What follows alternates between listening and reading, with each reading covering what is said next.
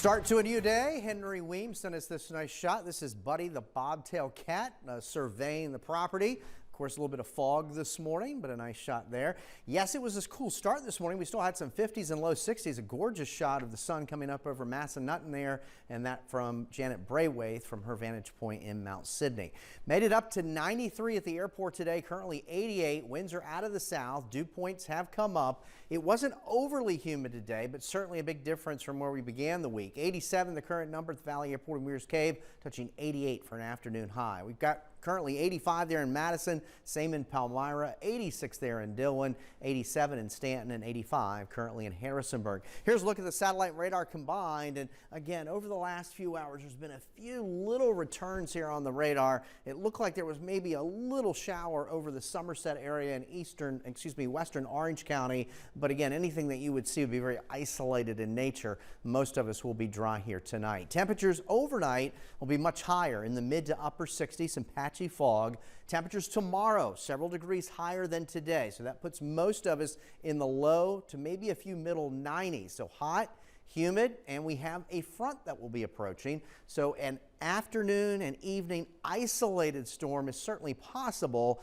Severe risk is low tomorrow, but the storms that do develop could certainly produce damaging wind gusts. That's the main concern. But again, that's a marginal risk outlined for tomorrow. So again, some winds that could produce winds gust over 58 miles an hour. Potential for some hail. Flooding threat remains very low. The weekend behind that front, well, we got temperatures back in the 80s and it will be less humid. So a nice Father's Day weekend. What's not good news is abnormally dry conditions now with the current U.S. drought monitor. We had a surplus of rain in May, but this time of year, it doesn't take much to dry things out, especially topsoil moisture. So that's not necessarily good news going into next week, which we're going to have a big ridge in the atmosphere build. So we're going to be looking at the hottest temperatures so far of the season next week. Highs in the low and mid 90s, humidity, heat indices near or maybe over 100. So high pressures near the coast, that'll continue to pull away. Our fronts up here towards Chicago, you see some of the severe thunderstorm watch boxes